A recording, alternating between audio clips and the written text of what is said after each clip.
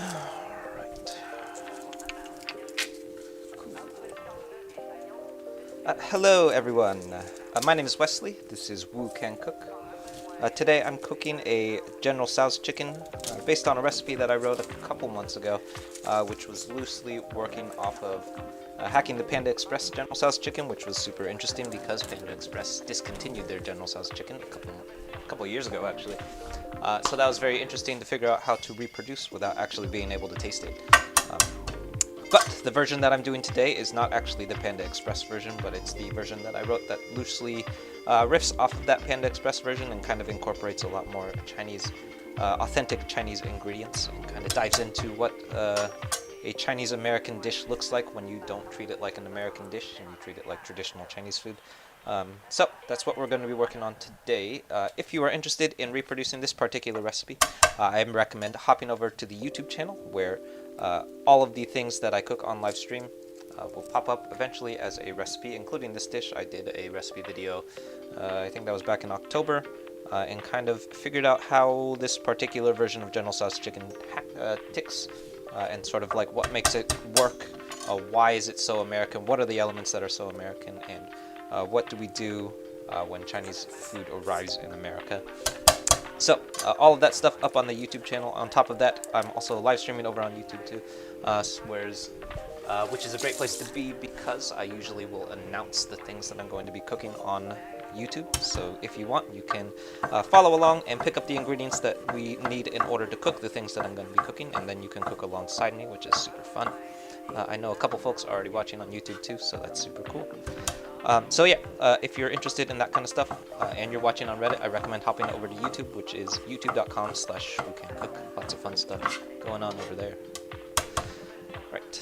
As with many recipes that I've written, pretty much every recipe that I write, I'm starting with crushing and mincing some garlic, followed by some ginger, which will be fine minced as well. You'll generally find, this is kind of something that I talk about at the start of every recipe now, that many savory dishes will start with a base level of finely minced ginger and garlic, and that's because, not because we want everything to taste like ginger and garlic, although they are certainly predominant flavors in Chinese food, but it's because it's a great starting point for building out layers of umami. So we're going to use these in our wok. It's going to be the very first thing that we add to our wok, and then we're going to build on top of it from there. It's kind of a weird looking piece of ginger. Alright, so that is my garlic. I gave it a good crush with the back of my knife, and then I gave it a rough chop after that. You really don't need to do a fine mince on your garlic as long as you make sure to crush it. It really just sort of falls apart after that. So as long as you crush it, then you can just give it a quick slice with the back with your knife, and it will just generally start falling apart. For your ginger, this ginger is getting a little bit old, so I've started peeling it. But if your ginger is super fresh, you actually don't need to peel it. That skin is totally edible. But my ginger is a little bit old, so I'm going to peel it because the older your ginger gets, the tougher that skin can start being. And I just generally have been peeling my ginger because it's not that hard, and also I find that it can sometimes be a little bit tough to chew. Nice watch. Oh yeah, thank you. It's a Casio. I used to have an Apple Watch, and then I traded up. Alright. So some people have asked me about fine mincing ginger. There's really really nothing special to it, just a lot of persistence. Make sure that you get it as fine as you can possibly get it. Generally speaking, the finer that your mince is, the more flavor you'll be able to derive from your ginger. So the earlier that you stop, the less flavor you're going to get out of it.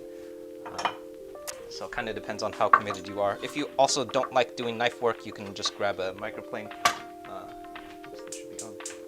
You can also just grab a microplane and then grate this stuff, which will work too. Alright. So that is my ginger and garlic. Next, I'm going to do some green onions.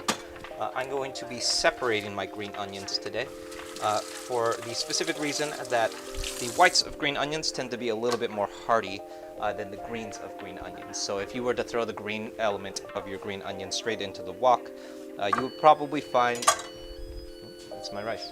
You'll probably find that the greens sort of just fall apart, and that's because they're a little bit leafier. They're not quite as sturdy, and in the really aggressive wok heat, it can sort of just crumble. So I like to save the greens and use them as garnish. That's generally a pretty common trick. But the whites are a little bit more durable and can withstand that wok heat a little bit more. So I like to separate them and then use the whites as aromatics. So we're going to throw those in with our garlic and ginger, and it helps create a nice layer of umami along with that garlic and ginger. So those are the whites of my green onions. So we're going to set those aside. And then we're going to slice our green onions, or the greens of our green onions, a little bit differently. And that's because these are not actually going to be cooked at all. The greens of our green onions are going to go straight on top. It's going to be the last thing that we use, which means that these are not going to have any heat contact whatsoever. So that means that if you have raw meat involved, which we do, this is probably the only thing where it's super important that these don't come in contact with your raw meat. So my raw meat on opposite side of the kitchen right now, so very important. I'm not that much of a stickler about food safety, but that might be the only thing that I really stick on, is that if you're handling raw meat, or if you're using raw meat, then make sure the things that aren't going to end up in your wok at any point, like your garnishes, make sure that those don't come in contact with your raw meat. Alright, so I'm slicing my greens on a bias. I love cutting the green onions on a bias because I feel like they have a little bit more physical presence in the final presentation, which is nice because garnishes can frequently get lost if you cut it too small. So I love using a bias cut for garnishes just because it sits a little bit heavier in the final dish. Right, so next, the original recipe that I wrote for this particular version does not use any vegetables at all, other than the aromatic elements that we just did, and that's because the most traditional preparation of General Tso's chicken, which is kind of a weird sentence because General Tso's chicken is not that traditional anyway, but like the truest version of General Tso's chicken, I guess, doesn't have any vegetables in it. It's just fried chicken and then a sauce. But the version that I did when I was hacking the Panda Express version uses a lot of vegetables. So, and I happen to have some fresh veggies, so I'm going to be using them today. But if you're trying to recreate a very, very traditional General Tso's chicken, which is, again, kind of a silly term, don't add any veggies because there are not veggies in a traditional General Tso's chicken. So I'm starting with, this is a yellow bell pepper. For your bell peppers, make sure that you pull this white membrane stuff out. That stuff is really bitter, so you don't want that to end up in your stir fry because it's just going to make your stir fry a little bit bitter. So for my bell peppers, I'm going for a pretty large dice.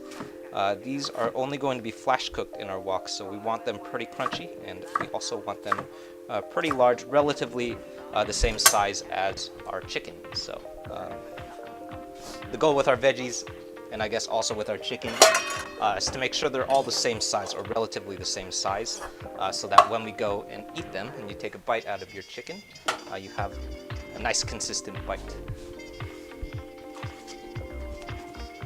Alright, next up I'm going to use, this is going to be half of a sweet white onion. And again, just like with our bell peppers, I'm going to go for a large dice with a pretty toothsome size, and just generally the same size and shape as our bell pepper and chicken.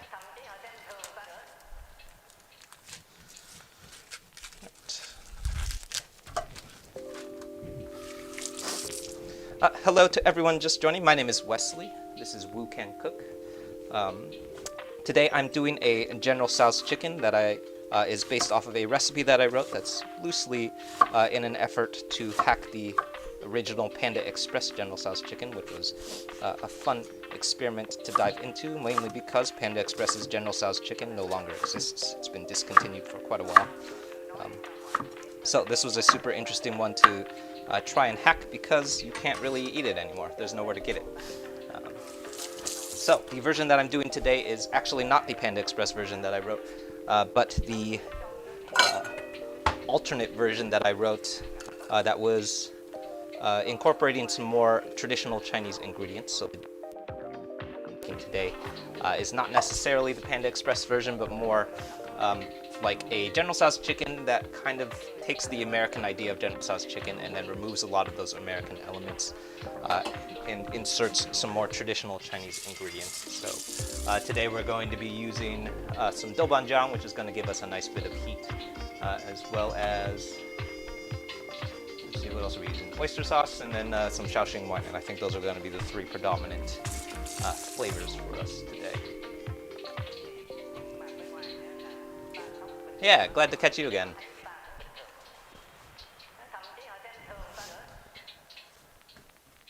Should you drain the rice with a colander? I guess so. You don't have to. You don't have to.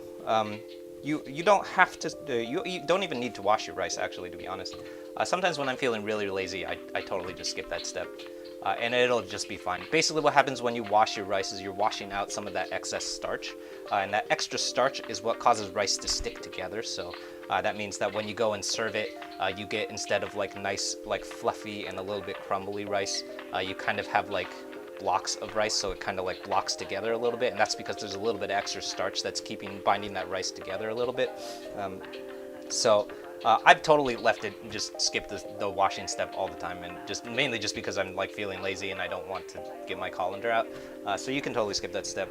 Although I do generally rinse my rice whenever I can, especially if I'm using brown rice, which is what I'm using today, because you need to do, if you're working with brown rice, you need to take every step that you possibly can to make it a little bit more fluffy. What else? What's a good knife to buy? Good question. The knife I'm using today, this is a Père Noir. This is a vintage French chef's knife. It's loosely based off of a copy of a more famous French chef's knife called the Sabatier. The Sabatier, I believe, is still in production, so you can get your hands on a Sabatier probably for less than $100. And I love my knife. I got this knife at an estate sale. It was like $10. So particular knife, you're gonna have a lot of trouble finding it. But I feel like in general, when folks ask me for like knife recommendations, I think it's a lot more, it's not as important to have like a nice professional chef's knife, and it's more important to make sure that your knife is super sharp. So I used to use just like a plain old, some knife that I got at Costco for like years, probably like over 10 years. And what's more important rather than like getting a cool knife is just making sure that your knife is super sharp. So I would say before you start investing in a really nice knife, start investing in things to sharpen your knife. So skip those like easy knife sharpening things. I see those things all the time where it's like you stick the knife in and you kind of pull it, and then it does the angle for you. And then pick up, so you need three things: pick up a whetstone, pick up a strop, and then pick up a knife steel. So those are probably the three big things that you need to build out like a really nice set of knives. And then as long as you have like a good 8-inch chef's knife or so, that's really all you need. Just make sure that it's super sharp and you'll be in good shape. Alright, so today I'm going with some chicken breast here. I'm sorry, chicken thigh. Chicken thigh is different from chicken breast because it is from the dark meat of a chicken, which means that it has a little bit more fat and it's a little bit more rich in flavor. The original Panda Express version that I worked out does not use chicken thigh, it actually uses chicken breast. That's because almost every chicken dish in Panda Express's menu uses chicken breast. And I haven't honestly quite figured out why they do that, but my best guess is because it's cheaper. Someone also mentioned that could also be because chicken breast has a little bit less moisture, so it helps you get a more crispy chicken. But I noticed that they also do the same thing for their Kung Pao chicken when it's not being deep fried, so that kind of debunks that. My best guess is it's because it's cheaper.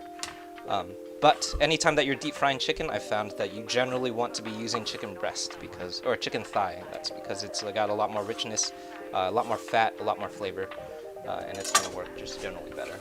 Although, if you don't have chicken thigh, I've definitely done this with chicken breast and it works just fine too. A global chef's knife with no reservation. I've never heard of that. Yeah, I've never heard of it, although I've watched a lot of no reservation though, so that's, I guess that's a good starting point. Okay. Definitely like at least in America, the big industry standard is, or like the big one that like lots of chefs who are just getting into cooking go to is the Wusthof knife. And the Wusthof knife is probably the knife that you'll see copied most frequently. So I don't own a Wusthof knife, but it will look something like this. And this is like the general shape and size of a Wusthof knife. This is like a copy of, this is like a cheap copy of a Wusthof knife, and it will look like this with a black handle like this with rivets on the bottom, and then this general shape and profile of your knife. Generally made of like stainless steel. They're really durable, very reusable. They'll last you forever. If you get yourself a good Wusthof knife, that's a good starting point. So, I actually don't own one, but I have lots of friends that do, and it's a very it's a good workhorse knife, so a good starting point. All right, let's see. Let's do our sauce next. All right, so before we do our breading, I'm going to start working out the sauce for our General Tso's chicken. Yeah, chicken thigh all the way. Yeah. Oh, cool. The cutting board, yeah. This is I forget where I got this. I think I got this at like Bed Bath & Beyond or something. But it was it looked very different when I first bought it. And then what happened was it started warping. And that's probably because I just used it a lot, and also probably because I didn't dry it properly all the time. And so since it started warping, I had to refinish it. So the main reason it looks the way that it looks is because I had to refinish it, which was a real pain in the butt. You really don't want to have to refinish your board, because it essentially means is that you have to sand off the entire first layer of your cutting board, which is so much sanding. So it took, no kidding, I think it took like 2 or 3 days of solid sanding. So you really don't want that to happen. Don't let your board warp. It's not a good place to be. But that is why it has the kind of like an interesting finish to it, is because it's been refinished. So let's do this first. Okay, so for my sauce, I'm starting with 4 tablespoons of soy sauce, as we frequently do. And then this is going to be 2 tablespoons of doubanjiang, or oyster sauce. Oyster sauce, if you've never used it before, is derived from the fermentation of oysters. So what you're getting out of it is some like very fishy umami.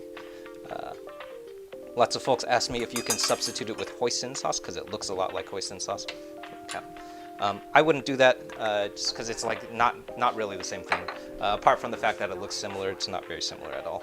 I would say the next best thing, if you don't have oyster sauce, is fish sauce. And if you can't find fish sauce, then I would say the third thing that I recommend is an anchovy. All of those 3 things are fermented fish, so what you're getting out of it is like a fermented fish quality to it. Most frequently when I don't have oyster sauce, I use fish sauce, or I think in one of the versions that I wrote for this General Tso's chicken, I was trying to create a sauce that's not quite as dark in flavor, or dark in color, like actual color. So I think I used fish sauce originally for that version to kind of like avoid the dark brown color. Alright, so next up I'm going to add, this is going to be 3 tablespoons of mirin. Mirin definitely does not belong in Chinese food, for those keeping track. Mirin is a Japanese fermented rice wine. So if you're keeping track, it does not belong in Chinese food, but I find that it actually works really, really well to add a little bit of extra fermented sweetness. Mirin, I've found, is a little bit sweeter than Shaoxing wine, so I like using it when I'm trying to add a little bit more brightness. Right. Next up is 2 tablespoons of rice vinegar. Rice vinegar, probably the most readily available of the like things that we're adding right now, other than the soy sauce. And let's do our doubanjiang.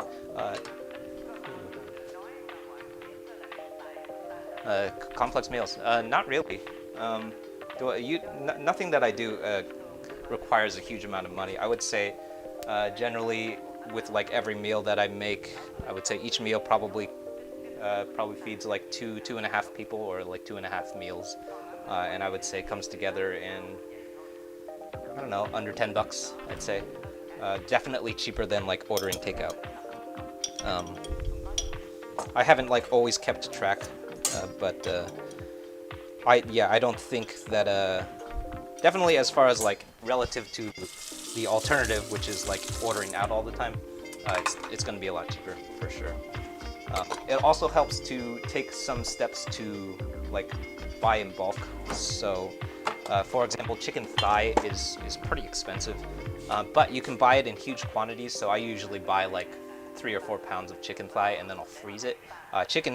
Most forms of chicken freeze really well. So chicken breast and chicken thigh always freeze really well, which means that I usually buy it in like huge quantities, and then I just have a freezer full of chicken. So I probably only buy chicken like once a month or so. And then other than that, lots of things, like lots of pantry stuff. Rice is really cheap. Most of the sauces are really cheap. Veggies are really cheap. Produce is cheap. So as far as like expenses, I haven't found that it's like substantially more expensive. And also since COVID started, I started cooking a lot more. I started saving a lot of money, mostly because we don't go to bars and like restaurants anymore. How often do I order out? I used to order out like at least once or twice a week. Lately though, I probably have only ordered takeout like once in the last maybe 6 months now. Just because I'm like cooking stuff a lot, mainly because I'm streaming stuff. But I used to order out a lot. That's why like a lot of the series that we do is in an effort to recreate a lot of the takeout from restaurants around Oakland. So it's all like stuff that I've ordered takeout from in the past. All right, so next up, this is going to be 1 tablespoon of sesame oil. Sesame oil is very pungent, so you don't want to add too much of that stuff. I would say, generally speaking, unless you're really trying to add a whole lot of sesame to a dish, I wouldn't add, in any case, more than 2 tablespoons of sesame oil to anything, really. Otherwise, unless you want it to taste entirely like sesame oil. I think when I did the honey sesame chicken, I used 4 tablespoons of sesame oil, which was the only case where I thought it was appropriate to use that much sesame oil, because it's the only source of sesame. So if you're really trying to make chicken taste like sesame, that's where it's going to come from. So. All right, last up is going to be 2 tablespoons of brown sugar, and this is the only source of sugar or sweetness from our entire sauce. So that to me is like the big differentiator between like the American versions of General Tso's chicken and the version that we're going to be making today, is that the levels of sugar that we're adding is way less than the amount of sugar that you would see in a Chinese American dish. So I think the Panda Express hack that I wrote used like at least 2 or 3 tablespoons of sugar plus some honey, I think, so essentially you're deriving a lot more sweetness from your final dish, which is not necessarily something that you're looking for in like traditional Chinese food. So I cut out a whole bunch of sugar when I wrote this recipe. All right, the last thing I'm going to do is add, I think, a single tablespoon of Shaoxing wine. Shaoxing wine, if you're keeping track, is very similar to the 2 tablespoons of Mirin that we added a couple seconds ago, which I think they're different enough and offer enough of like opposing flavors where it makes sense to add both of them. But if you only have one of them, just add one of them, and because they essentially serve the same purpose: a little bit of sweetness and a little bit of alcohol. Cool. And that is our sauce. So, is that everything? Yeah. Oh yeah, cornstarch. All right, next up I'm going to do a quick cornstarch slurry.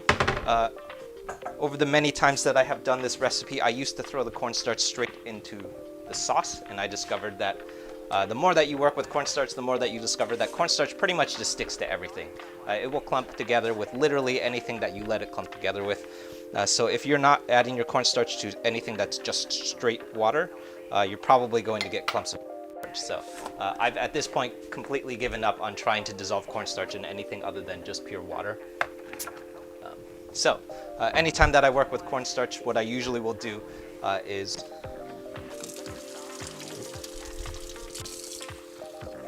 add it to a couple tablespoons of water, and then what happens, so we call this a cornstarch slurry, and then you get a liquid form of cornstarch, and this is going to be the thing that we add at the very end to our final dish to create a nice bit of thickness and just like cohesive thickness to your sauce. So to me, cornstarch slurry reminds me a lot of the way that you use pasta water in Italian cooking, where you use that starchiness to kind of build out a really like creamy sauce in like a carbonara or a bolognese.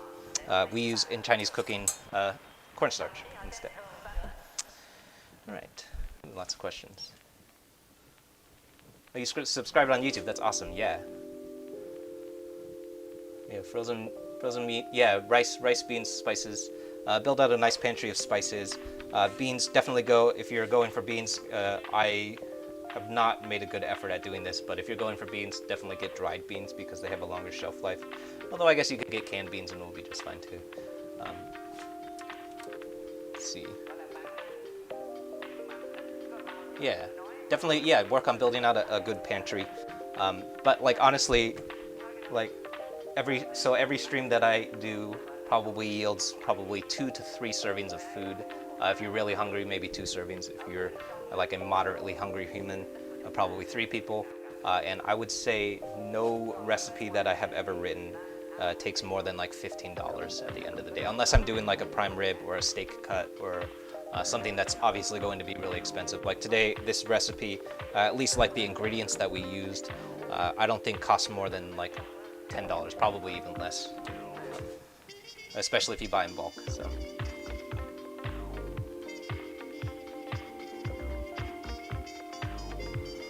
We met the stream goal. Yeah, we met the stream goal last night. Hey, Crystal, welcome back, by the way.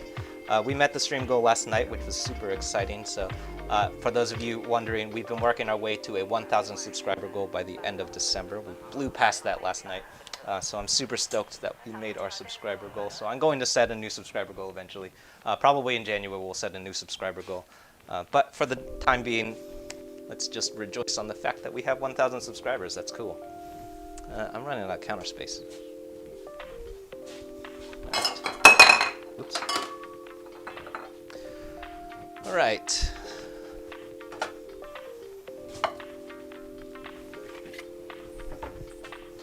Yes, hello to everyone just joining. My name is Wesley. This is Woo Can Cook. Today we're doing a General Tso's chicken recipe that I wrote a couple months ago up on my YouTube channel, which is youtube.com/WooCanCook. If you're watching on YouTube, it's the channel that you're already on right now. If you're watching on Reddit, it's the YouTube channel at the bottom of the screen. And this particular version that we're doing, or I should say the recipe that I wrote, is a recipe that's loosely based off of hacking the General Tso's chicken from Panda Express. That's always super interesting to tackle because the General Tso's chicken from Panda Express no longer exists because they discontinued it a couple months ago. So, very interesting to try and reproduce it because that means that you have to reproduce it without actually tasting it. Or I definitely have tasted the General Tso's chicken from Panda Express, but not like at least a couple years ago at the very least.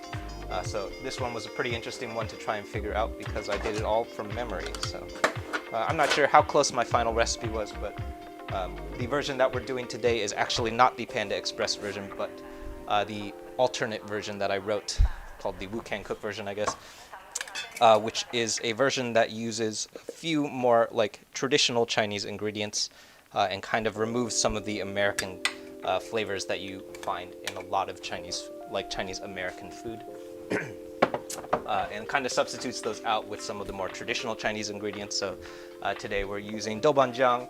That I think is going to be the big forward flavor on today's recipe, is the use of doubanjiang. So it kind of creates more of a traditional Chinese dish while also like still leaning very heavily on like very Chinese American qualities. So to me, the big thing that you change when you have Chinese American food is the level of sugar. So when I wrote the alternate version for this version, which is the one that we're doing today, I removed a whole bunch of sugar that was in the original recipe, and I think it works out really great because it kind of creates some space to breathe with some of the like nice umami layers that you have. Alright, so if you're interested in stuff like that, I definitely recommend hopping over to the YouTube channel if you're not already there. That's at youtube.com/WooCanCook. Lots of fun content over there, including the recipe for this particular General Tso's chicken. In addition to that, almost every stream that we do is up on a schedule on the YouTube channel. So I'll generally will be announcing all of the dishes that I'm going to be cooking at least a couple days beforehand, so you can pick up the ingredients that you need in order to recreate what I'm cooking, and then we can cook stuff together. And that's all at youtube.com/woocancook. That's at the YouTube channel at the bottom of the screen, so lots of fun content over there. If you have any questions, feel free to drop your questions in the comments. I don't know everything about fried chicken or General Tso's chicken, but I know lots of stuff, so hopefully I can be helpful. Right, so I can't find my tiny whisk, but I am whisking together. That was a 1/4 cup of flour and a 1/4 cup of cornstarch. The cornstarch is going to be super important for this particular breading because it's going to create a little bit thinner of a quality to our breading, which is going to be super important because we're also going to be double frying it. So for those, if you are not familiar with the double fry, I don't think that he invented it, but I know that he definitely made it popular. The double fry method is something that J Kenji Lopez popularized probably a couple years ago now. And essentially the idea behind the process of double frying is that you give the first fry a chance to remove a lot of moisture from your chicken, and then you fry it again. So since you pull out the moisture in the first fry, what you end up with is a super crunchy fried chicken. So I found that the use of a double fry in this particular case worked really great for this General Tso's chicken because it creates probably like one of the most crunchy fried chickens that I've ever had.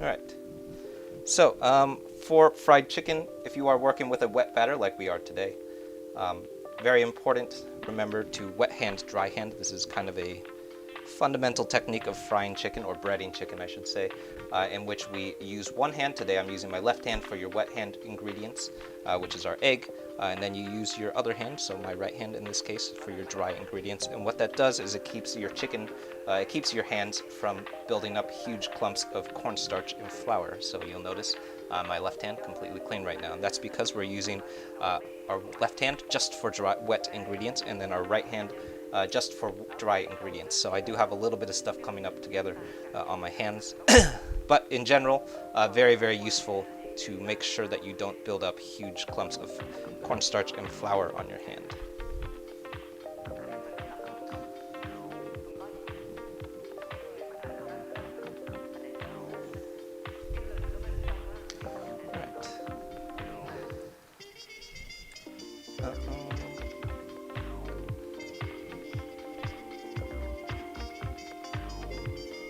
Yeah, prep is definitely part of cooking. So you'll notice that this is going to be true for a lot of the things that I cook.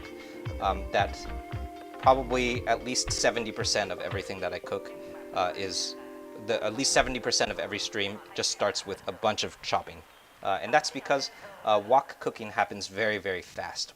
Because the wok heat, the heat of a wok is a lot hotter than most frying pans. That means that once something is in the wok, you have a very finite amount of time to finish cooking it. So that means, like, generally once something's in the wok, I would say it's going to be done cooking, depending on what you're cooking. But for a stir fry like today, it's going to be done cooking within like five minutes, maybe even less. That's because the heat of a wok causes things to cook very quickly. We call that flash frying.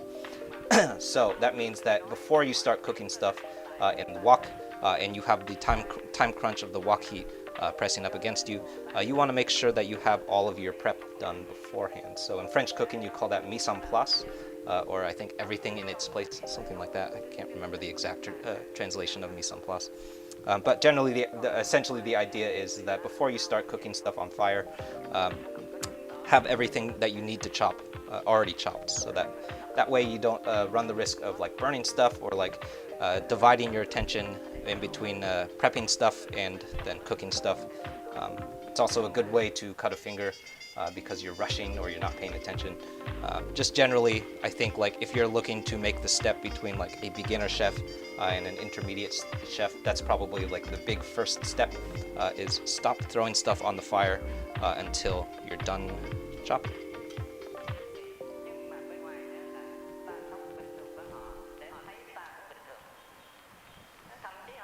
What if you don't have a wok? Good question. So today I'm using my wok. I'm going to use my wok for the whole thing, so I'm actually going to deep fry my wok too. But if you don't have a wok, definitely for the deep fry, the more common thing to use is probably a Dutch oven or any kind of heavy bottomed pot, and that's because it retains a lot of heat better. I'm using my wok to deep fry mainly because I like to, as much as I can, only use one pan whenever I possibly can. So a wok maybe not the best thing to be deep frying in, but I know that it works just fine. But if you don't have a wok, any kind of Dutch oven will work for the fry or for the deep fry. If you don't have a Dutch oven, maybe a stock pot or really any kind of pot, I think will work just fine for the deep fry. But when you get to the stir fry, any kind of frying pan that has a high heat retention will work. So I would say my favorite substitute for a wok is a cast iron pan, because cast iron has very high retention, which means that when you cook on a cast iron pan, you can turn the fire up really hot, and it will get really hot. And that also means that, especially if you're cooking on an induction top where the burners turn off after a certain heat point, that the pan will stay very hot. So definitely a good substitute if you're not super familiar with wok cooking is a cast iron pan or any kind of skillet that has a lot of high heat. So mainly when folks ask me what to use if you don't have a wok, the main thing that I recommend is just don't use anything that has a non-stick coating, so nothing with Teflon. Teflon is the worst because it doesn't last very long. Teflon scratches, it doesn't get very hot either. I just dislike Teflon a lot.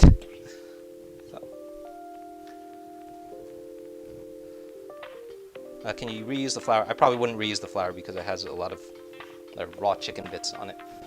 All right, so really quick, wet hand, this is the wet hand, it's very clean and dry. Dry hand, this is the dry hand, and it's covered in like breading and stuff, but one hand is still very clean, and that's because we used a wet hand for our wet ingredients, a dry hand for our dry ingredients, so we have one hand that still has lots of dexterity in case you need to use it.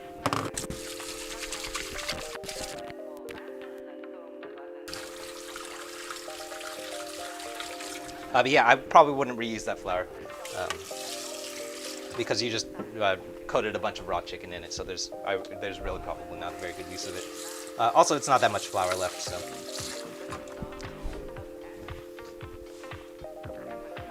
All right, so heading over to our stove. I have my wok heating up some oil to, we're aiming for 350 with our oil. We're at like 382, so probably a little bit too hot, but it'll be just fine. And the main thing that we're looking for right now is make sure that you don't add too much stuff to your wok at one time. And that's because as soon as you add stuff to the wok, the heat of the oil is going to start dropping, or the temperature of the oil is going to start dropping. So when I deep fry stuff, I try not to add more than, say, like, I'd say more than 10 or 12 pieces of chicken at a given time. 12 is kind of pushing it. Even 10 is kind of pushing it. And that's just to make sure that we don't have a big loss of heat. So already my wok is down to, our oil is down to 360 and dropping really quickly. So we want to be monitoring the heat of our wok at this point. Make sure that that heat doesn't drop below 350. Otherwise it's not going to quite cook properly.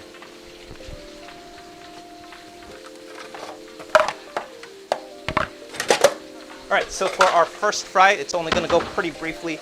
I would say like a minute, no more than 2 minutes. We're not trying to cook the chicken at this point. Really what we're trying to do is draw as much moisture out of the chicken as possible. So the goal here is to create a very dry piece of chicken. And that's going to, for the second fry, allow us to get a super crunchy piece of chicken because there's no moisture in it. So I'm gonna let that go for maybe another minute.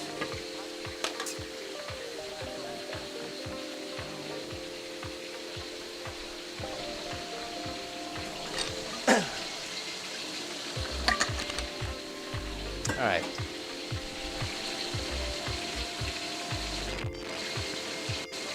Yeah. All right, so my oil is dipping. We're down to 320 and dropping very quickly. So I'm very gradually adding more, turning up the fire on my wok. We're up to like medium heat at this point. And then I'm gonna keep pushing the heat just to make sure that we don't have low temperatures in our oil. What do I do with the oil after cooking? I usually save it, so usually what I'm going to do is I'm going to pour it off and then let it cool. It takes a long time for fryer oil to cool. It will probably have to cool overnight, so probably by tomorrow morning we'll have cold fryer oil, and then I think this fryer oil maybe has maybe one more try at it. So I'm going to put it through a cold brew coffee filter, which is essentially just a coffee filter made of fabric, and that has been a really good way of filtering out all of the like particulate matter in my fryer oil. So we have nice reusable fryer oil. Although over time the fry oil starts to get really dark and eventually is no longer reusable. But I think this fryer oil probably has maybe another go or two. So I'm moving on to my second batch. Again, probably only 10 pieces at a time.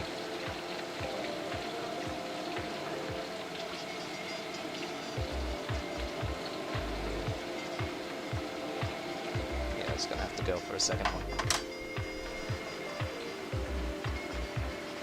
All right, my heat is dropping again, so we're now up to medium-high heat, and it's because our heat is rapidly dropping. We're down to 311, 310, so I'm pushing the heat pretty quickly. All right, so real quick, while that's going, this is what the first fry of our chicken looks like. You'll see it's pretty pale, not a lot of color going on. Mainly, we're not looking for a completely fried chicken because this is going to be going back into the fryer oil in a minute. Our main goal here is to get a pretty dry piece of chicken. So the first fry, it's not to get a fried piece of chicken, it's to get all of the moisture out of your chicken, so that when we put it back into the fryer for the second fry, you have the opportunity to really blast it with heat and get a super crunchy piece of chicken.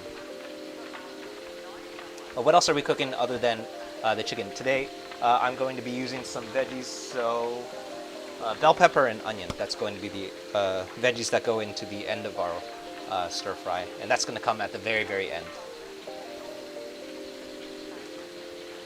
How many fries do I get with the fryer oil? I'd say like 3 or 4, maybe less if you're doing a lot of double frying. This fryer oil, I think I've reused it 3 or 4 times, and I'd say it has maybe like one more use before it's probably done. It's looking pretty dark, so at this point I think probably not going to be able to reuse it more than one more time. What kind of oil am I using? It is, I believe it's canola oil. I've reused it so many times that it's like a combination of other oils. So I think the original fryer oil that I was using was canola oil, but it also has a certain amount of grapeseed oil at this point, because that's the oil that I use for cooking. So sometimes, essentially what happens every time that you deep fry something is that part of that oil will eventually evaporate into thin air. Also, parts of it get lost to the filter, so every time you filter it, some of the oil doesn't filter out. So every time that I've used it, I've had to compensate with a little bit more oil. So at this point, we're probably like maybe 70% canola oil and probably like 30% vegetable oil. But originally it was canola oil, though.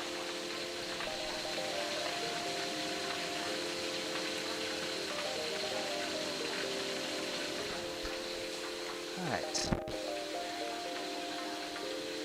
Is the frying process the same for sweet and sour and other stuff? Yeah, totally. You could use the double fry method. It probably translates to pretty much any kind of fried chicken that you want. So you could use it for orange chicken, you could use it for sweet and sour chicken, General Tso's chicken. I use it for honey sesame chicken. All of those things you can use the double fry method. I go back and forth between using the double fry method and using a tempura batter. So kind of depending on like what kind of fried chicken you want. I've found that either double fry or tempura batter results in like super crunchy chicken. All right. So I'm pulling these out again. You'll notice that, again, they're pretty pale. Not a lot of color happening. That's very intentional. We're not looking for crunchy fried chicken right now.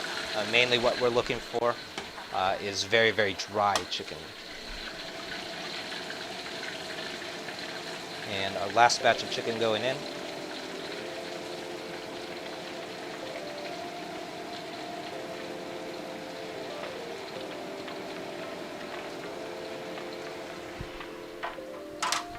Oops, it should be over here.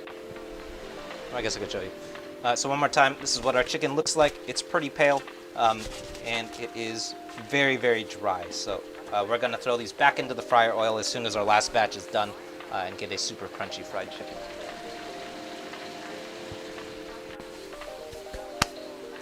All right.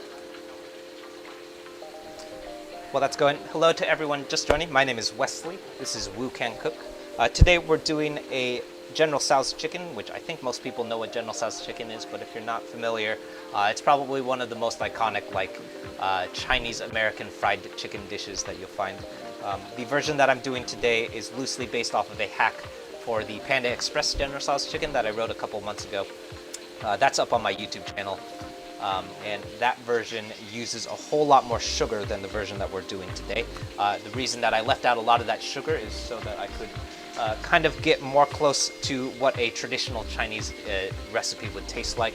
So to me, when I think about like what Chinese American food tastes like, a lot of it is like a lot more sugar than you would normally have in Chinese food, and like a lot more like sauce and like aggressiveness than you would normally get in a Chinese dish. So when I recreated this dish in a more authentic Chinese way, I took out a whole bunch of sugar and I kind of dialed back a lot of the aggressive sweetness and savoriness and kind of created a little bit more subtle flavors that I think work really well.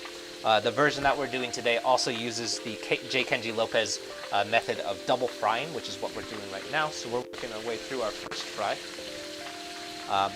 And the reason that we use a double fry is because on the first fry, you'll find that the chicken pulls out all of its moisture.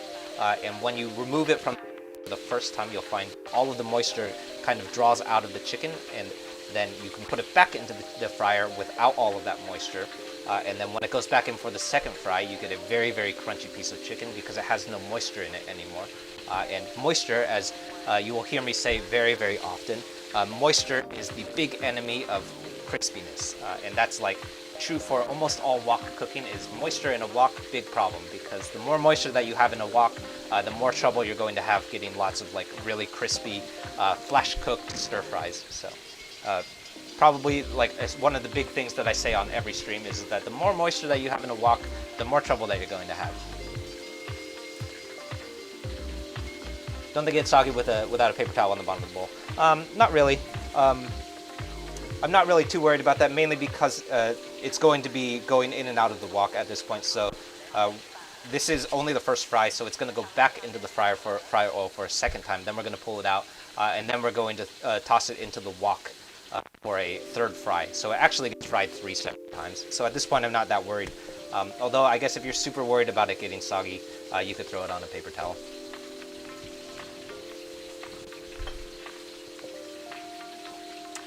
Anyway, what was I saying? Yeah, so over on YouTube, lots of fun stuff, including the recipe for this particular dish. We've been making our way through all of the Panda Express recipes, basically the entire Panda Express menu, and that's in an effort to recreate a lot of like Chinese American dishes and kind of like diving into the way that Chinese American food ticks, why it looks the way that it looks, what happened to Chinese food when it came to America, and why it looks the way that it looks. So I have a whole series on our YouTube channel that kind of dives into Chinese American food and sort of like dissecting Chinese American food and recreating it without all of those American qualities. So kind of recreating some really authentic or like really traditional Chinese American foods like General Tso's chicken, honey sesame chicken, kung pao chicken, all of these things, very traditional Chinese American dishes, and then recreating them without all of the American qualities and seeing what they look like. So. All of that stuff over on my YouTube channel, so if you're interested in cooking stuff yourself and not just watching me cook, or just watching me cook more stuff, that's a good place to be.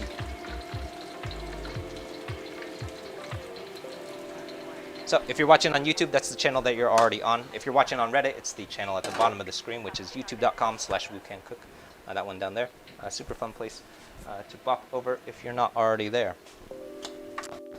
Let's see. So we have our fried chicken done with our first fry.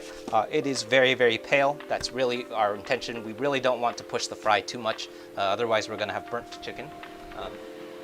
So our chicken looks like this. It actually looks a little bit darker on camera than it actually is, probably because there's high contrast going on. But it's pretty pale and probably like a light golden brown. and then we're going to put it back into our fryer oil for the second fry. At this point, I think you can add a little bit more chicken to the fryer with each batch because it doesn't have quite as much moisture. But we do want to make sure that our fryer oil is above 350. Otherwise, you're not going to get enough heat to get a really crunchy piece of chicken.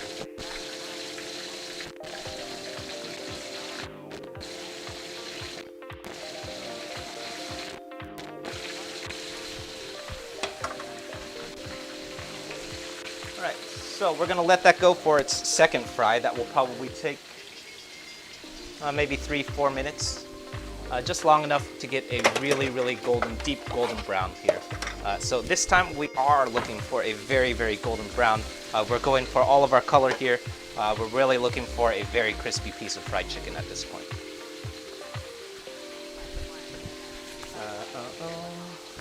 How did I get into cooking? I don't know. I've always been cooking since I was a little kid. Over like the course of the last maybe 6-7 months during like the whole COVID-19 shutdown, I started cooking a lot more. I used to play music in bars and stuff, so I used to play in a band, or I guess I still do play in a band called Trace Repeat. We tour around California quite a bit. When COVID-19 happened, all of those things that we were doing kind of just disappeared. So during the downtime, in order to like make good use of my time, I started this YouTube channel and the Reddit channel, which is called Woo Can Cook. And then it ended up being the big thing that I've been doing lately, so my career has taken a weird turn lately.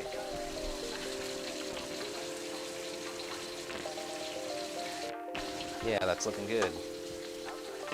Have I made a fried rice? Not in a little while. I'm going to be doing a fried rice first week of January. I think it's the first Tuesday after January. So I think January 5th. It's on the YouTube schedule. So Crystal, if you're already on YouTube, you can look it up. It's on the YouTube channel. And I'm going to be doing a a Hawaiian pineapple fried rice. And that's going to be the first fried rice I've done in a little while. Mainly because I haven't had like leftover rice in a while. But yeah, pineapple fried rice, Hawaiian fried rice. And I think that's going to be using a recipe that I had originally written for Spam. So a Spam and pineapple fried rice was what the original recipe is.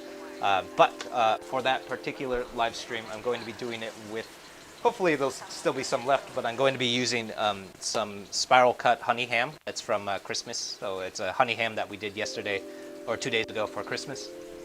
And then I'm going to be using some of that leftover ham for my fried rice. And that's going to be super tasty. It was sort of like the main reason why I wanted to do ham for Christmas. It was for the leftovers.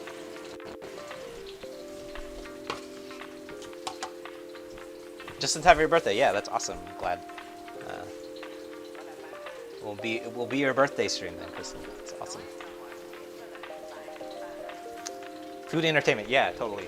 So Trace Repeat, if anyone's wondering, is the track that's playing underneath my voiceover right now. That's Trace Repeat. So. All right.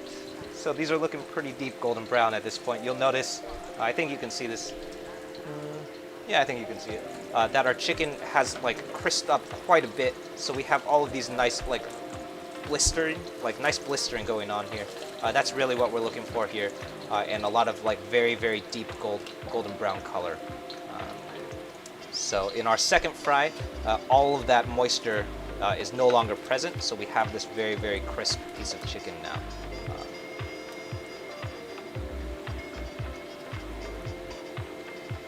Yeah, that's looking really good. All right. And then I'm going to do our second batch of chicken in for our fry.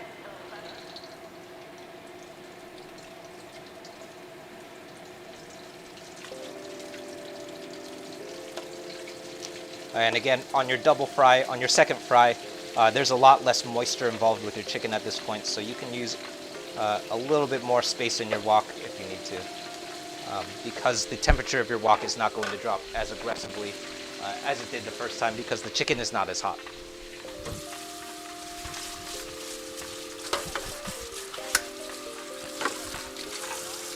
All right. What's my favorite dish to cook? I don't know. I go back and forth a lot. Yeah, I don't know. I go back and forth on a lot of dishes. Anything in a wok. I love cooking stuff in a wok. It's probably where I'm most comfortable is cooking in a wok. So that's actually a good thing to talk about. So every Monday, the reason that I never stream on Mondays is because every Monday I stream on a Facebook show called Monday Meals with Wu Can Cook. That's on the Bay Street Emeryville Facebook page. And that's where, if you're ever wondering why I never cook like non-Asian foods, that's where all of those things happen. So lots of like steaks, pork chops, pastas, lots of carbonaras, bologneses, all of that kind of stuff. That usually happens on the Monday Meals page. So tomorrow I'm going to be doing latkes, which is going to be super fun. But to that effect, the reason that I mention that is because I'm probably most comfortable with cooking stuff in a wok. So like some of the Monday Meals stuff, I'm like a little bit like less comfortable because it's like some of the cuisines that I'm like not as comfortable working in. Good question though.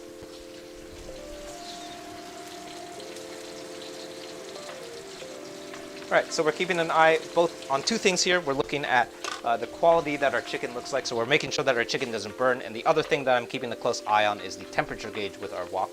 So I'm making sure that the temperature of my wok or my wok oil does not drop below 350. If your oil is under 350, it probably means that you're not going to cook your chicken all the way through, and you're going to have some raw chicken on your hands. So that's going to be a big problem. Following, yeah, cool. Definitely follow on YouTube if you are following the Wu Can Cook channel. Also follow on Reddit too. Lots of folks have followed me on Reddit, and that's where like lots of announcements have happened. We just passed 1,000 subscribers on YouTube, which means that the community tab is going to become available on the Wu Can Cook YouTube channel. That to me was probably the most important part about making the milestone of 1,000 subscribers, because it means that since I now have access to the community tab, then I can start making announcements to everyone on YouTube. So that means that I can do subscriber updates. I can give you updates on the things that we're going to be cooking, updates on the stuff that I'm working on, updates on like recipes that I'm workshopping, ask for like recommendations, things that you want to work on. So all of that stuff, it's going to be on the community tab. So I'm super stoked that I will have that feature available on YouTube, so I can talk to you guys and see what you want me to cook next. All right.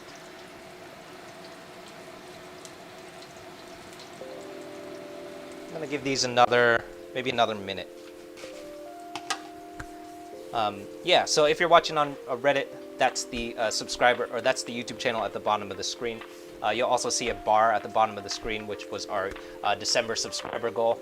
If you'll notice, that number is way over what the original number was supposed to be. We were aiming for 1,000 subscribers by the end of the month. We blew past that yesterday, so I'm super stoked that we finally have 1,000 subscribers. Yeah, Crystal says, let's go for 2,000 by the end of January. So that might be a little ambitious. Maybe not that ambitious. I feel like we could do it. But yeah, maybe we could do 2,000 subscribers at the end of January. Kind of depends how much I stream. I guess that will be the next January goal. But for the time being, I'm just going to let that be a super awesome 106% goal. All right, so I think this is about done. Once again, we have lots of nice blistering that comes from the egg coating, and all of that super crunchy exterior coating. That's what we're looking for. Some folks have asked me how to make sure that the chicken is cooked inside, and that's why, also the reason why I've been so specific about what temperature your oil is at. That's going to ensure that you have cooked chicken inside. By making sure that your fryer oil is hot enough. All right, so that is it for our fried chicken. If you've been keeping tabs, we just did that in 4 separate batches. So we fried our fried chicken on the first fry in 2 batches, and we've double fried it on our second batch, and it looks very, very golden brown. So that's even more golden brown on the high contrast of our cutting board, actually. So that's our fried chicken, and the next step, this is very important, and be very, very careful when you do this, but we need to remove our fryer oil. So very important, because fryer oil is extremely hot and extremely dangerous, but exercise a lot of caution when you pour out your fryer oil.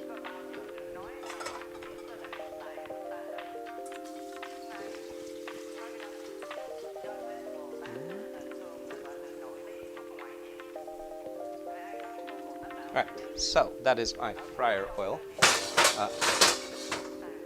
I like to pour out my fryer oil specifically in one bowl that I use all the time, and it, in this case, is a bowl that has a spout on it. This is very useful because this spout here is very useful because it's going to be very helpful when I go to strain it later. That's going to be to make sure that I can pour it very easily because of this spout. So if you have a bowl that has a spout on it, that's really, really helpful at the end of the day.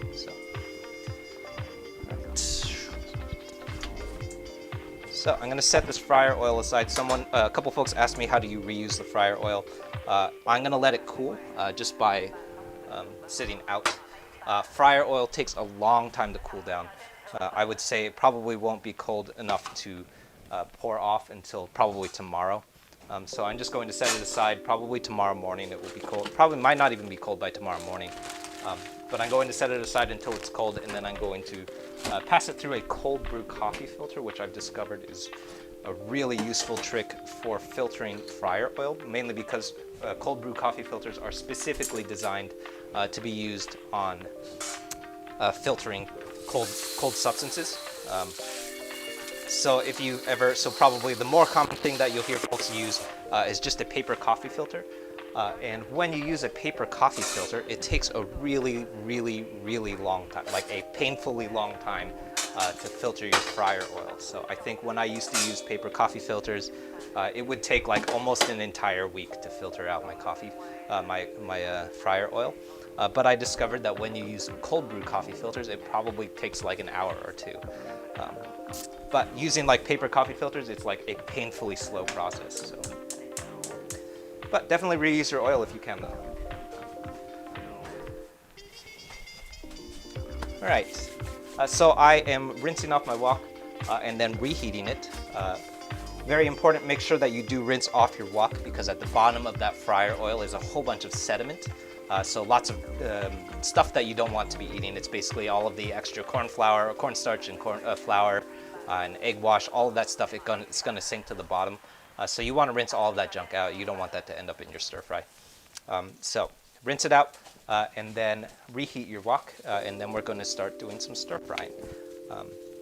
That's going to take a minute, so we're going to wait for our wok to reheat, and we're going to start stir frying.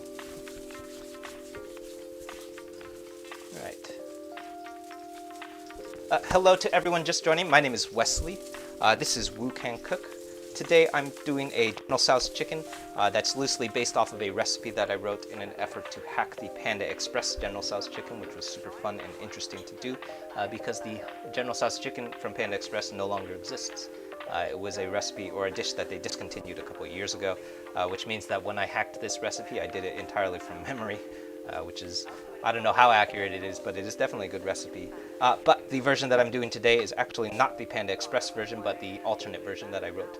Using a couple ingredients that don't come from Chinese American cuisine. It comes from traditional Chinese cuisine, and kind of like reimagining what Chinese American food looks like when it's not so American. So I removed a lot of the sugar and a lot of the aggressive flavors and kind of substituted them with some of the more traditional ingredients that you find in Chinese cuisine. And sort of taking a look at like what a very, very Chinese American dish like General Tso's chicken looks like when you prepare it like a Chinese, traditional Chinese dish. So if you're interested in stuff like that, all of that content over on my YouTube channel, which if you're watching on Reddit is youtube.com/WooCanCook. That's the YouTube channel at the bottom of the screen. If you're watching on YouTube, it's already there. It's the channel that you're watching on right now. So welcome to the YouTube channel. All of that stuff, very fun and nice things to check out. In addition to that, I've also started announcing and making a schedule for all of the things that I cook on stream. So that way, lots of folks have started cooking alongside me. So you can take a look at what I'm going to be cooking and then pick up the ingredients that we're going to be cooking and cook alongside me so we can share in all of the mistakes that we make. So I know that when I cook stuff, I certainly make a lot of mistakes, so we can talk about them. So. Chicken nuggets, yeah, this is essentially chicken nuggets at this point.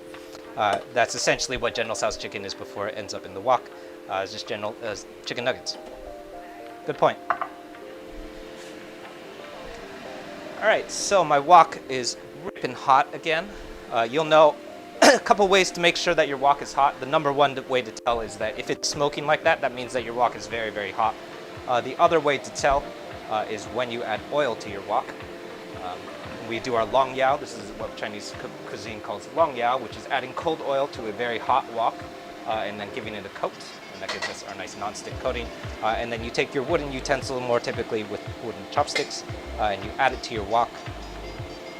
And you see bubbles coming up around that wooden utensil. If you see bubbles, that means that you have a nice hot wok. If you don't see bubbles, that means your wok is not hot enough. So don't add anything yet. Right.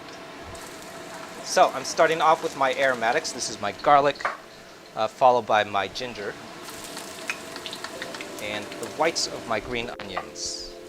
If you've been following along this whole time, you'll notice that the rest of this dish is going to come together very, very quickly. So probably within like 2 or 3 minutes. So I'm going to saute my aromatics for just long enough for them to become fragrant. Usually that's about 15 seconds. And then once we start smelling garlic and ginger, we're going to add our veggies. So this is my bell peppers and my onions.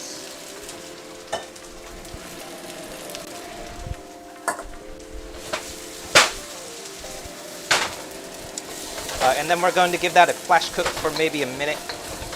You will notice that the veggies don't spend a lot of time on heat.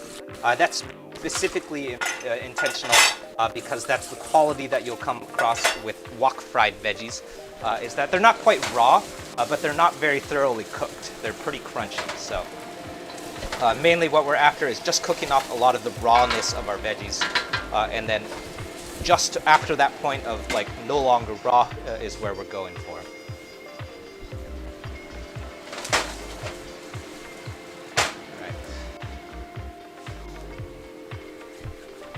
Take a bite. Oh yeah, I could take a bite. Let's see. I'm gonna take a small bite because I'm gonna cook this later. Ooh yeah, that's our chicken. It's pretty good. It's honestly kind of doesn't taste like a lot because I haven't salted it. So, but it is very, very crunchy though. I will say that much. All right, so I'm gonna add my chicken. And I'm going to give that a toss, just enough for it to be combined. We're not really cooking anything at this point. And then I'm adding my sauce. When I add sauces, I have made a habit of reserving the last couple tablespoons of sauce. And that's to make sure that we don't over sauce our sautés. So if you happen to have made too much sauce, you would know at this point. And I don't think that we have too much sauce, so I'm actually going to add the rest of this. But that's a good habit to get into, is add probably the last quarter cup of sauce if you need it. But if you don't need it, don't add it.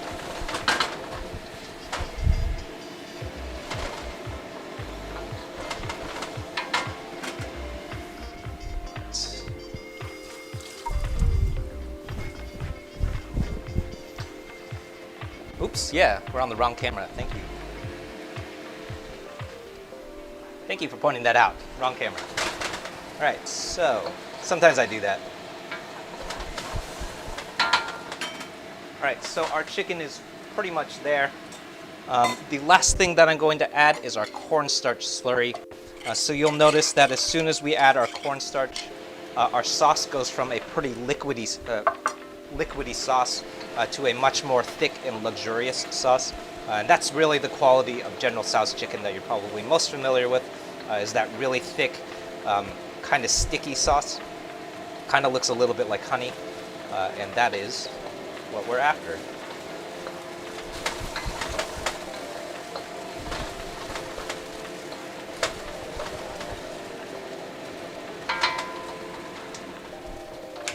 All right, that is pretty much it. So, I wasn't keeping track, but I would say that was maybe like less than 5 minutes of time spent in the wok. Heading back over to the board.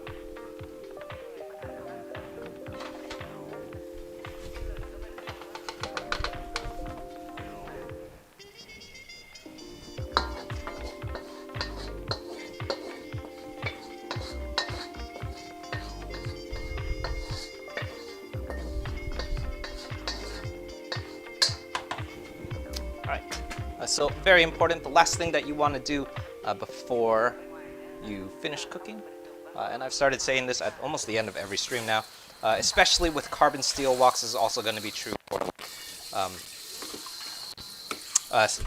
cast iron woks or anything that carbonizes, or I'm sorry, oxidizes, is you want to clean the wok before you do anything else. Very important, especially in this case, this is a carbon steel wok. Clean it while it's still hot, and that's because while the wok is hot, you have this nice non-stick coating. So that means that when you go and rinse it off, pretty much everything is just going to rinse right off. So I didn't do any scrubbing at this point. You'll notice that my wok is pretty much clean, and that's because all I did was just rinse it, and everything kind of just rinsed right off. If I had tried to do that, say like 45 minutes afterward, so if I had tried to clean it after finishing eating, for example, you would find that a lot of that sauce would stick to the wok, and now we have a very sticky substance, which is not what we're after. And once you have stuff stuck to your wok, you have to do stuff to it that's generally not going to be good for the seasoning of your wok. You have to like do things like break out sponges, and you have to get steel wool out, and you have to start scrubbing. All of those are things that you really don't want to be doing to your wok. So save yourself some trouble, also make it easier on yourself. Clean it while it's still hot. So I'm just giving it a wipe down, removing all of the sediment. We don't want any of that stuff in your wok. And then I'm adding just a tiny bit of oil, maybe like half a tablespoon. And we're done with that heat, and then I'm just going to coat the wok in a nice bit of oil. And always remember to do the bottom of your wok too, and that's to prevent oxidation and rusting. And your wok is ready to use next time.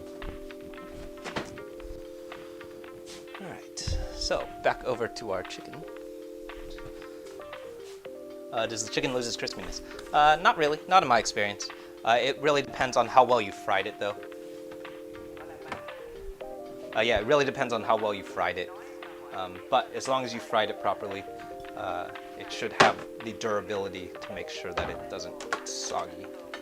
But definitely it's fried chicken that's sitting in a wet sauce, which means that it's going to be best if you eat it right now. So in like half an hour, it might get soggy for sure.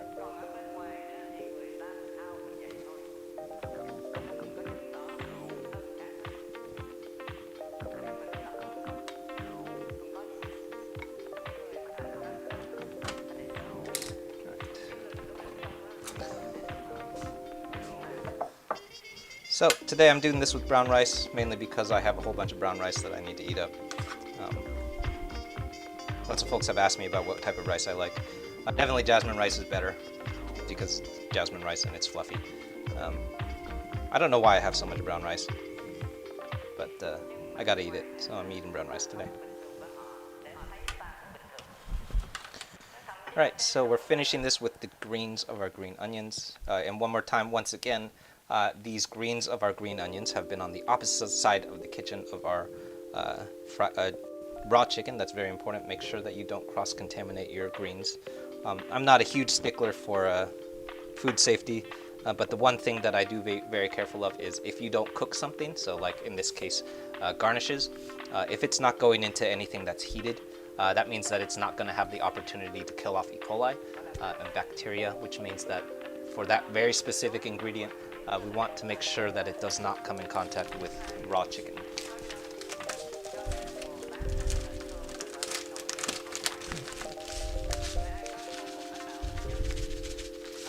Alright, last up I'm going to add, this is a pinch of sesame seed. And I don't know that sesame seed actually adds much flavor. To me it's mostly just for presentation. And like a little bit of texture too, I guess. It adds like a nice bit of toothsome crunch. But really, to me, it's mostly just about presentation.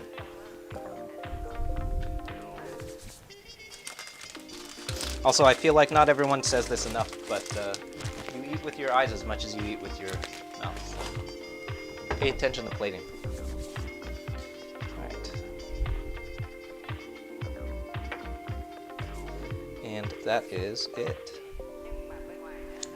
So, for those keeping track, The presence of veggies in this case, so we used bell peppers and onions.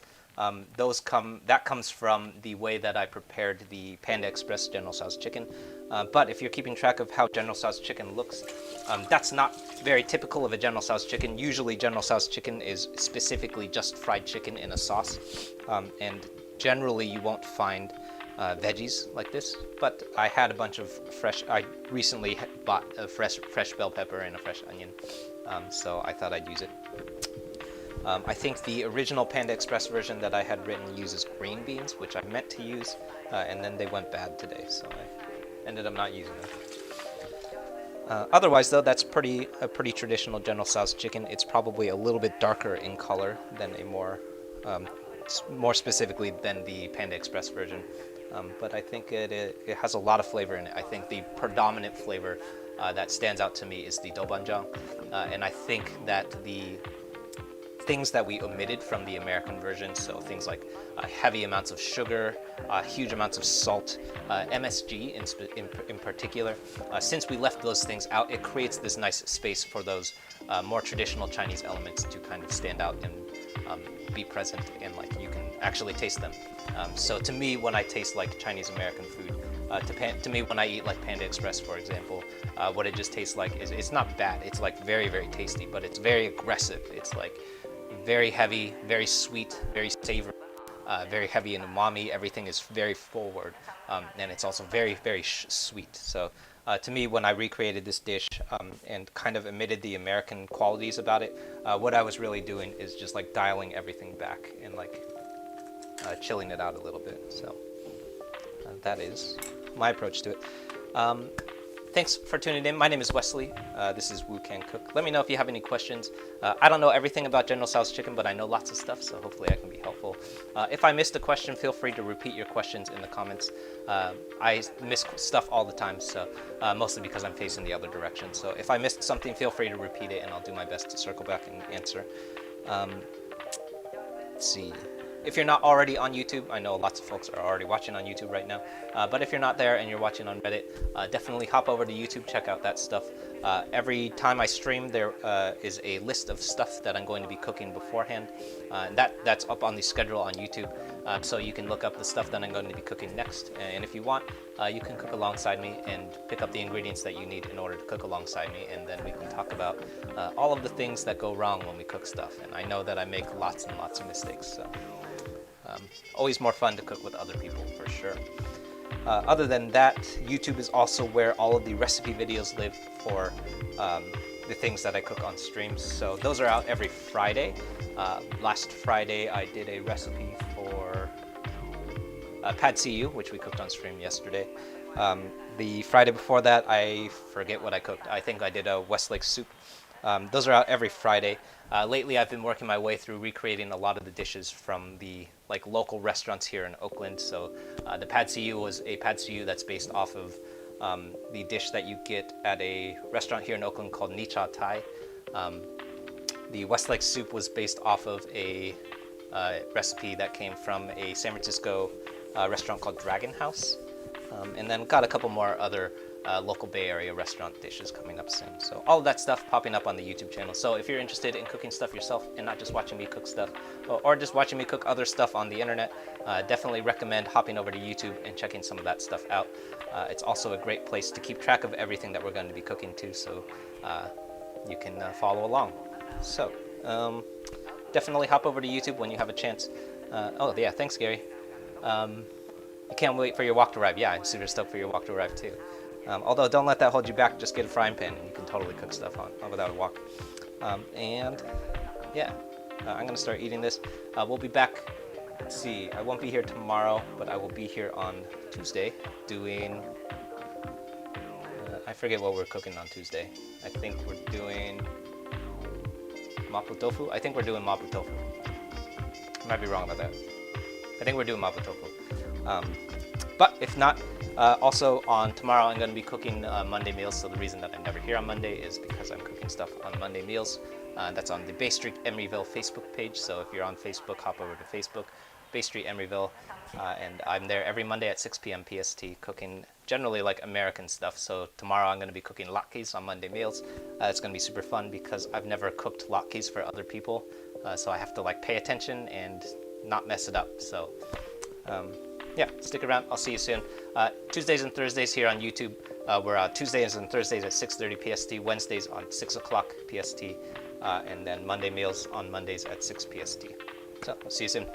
Bye.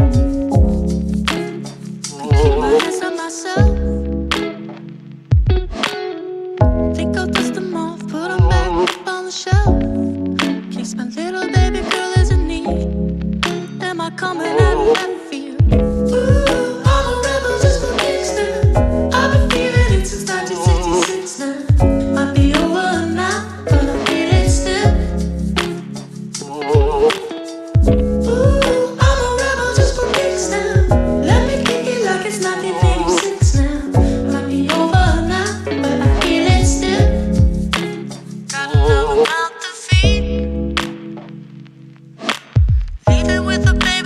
mama called a grave digger, gone with the falling leaves. Am I coming out of left field? Ooh, I'm a rebel just from Kingston. I've been feeling it since 1966 now. Might have had your fill, I feel it still. Ooh, I'm a rebel just from Kingston. Let me kick it like it's 1986 now. Might be over now, I can feel it still. We can fight a war for peace. Give in to that easy living, goodbye to my hopes and dreams. Stop flipping for my enemies. We could wait until the walls come down. It's time to give a little to the kids in the middle, but oh, until it falls, won't bother me.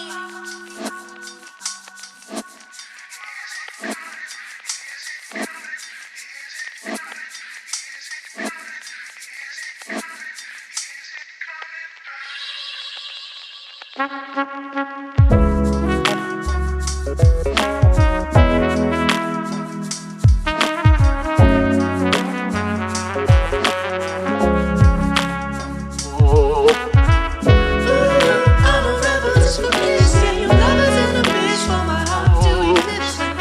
Might be over now, I feel it still. Ooh, I'm a rebel just for this now. Let me kick it like it's 1986 now. Might be over now, I can feel it still. Might have had your fill, I can feel it still.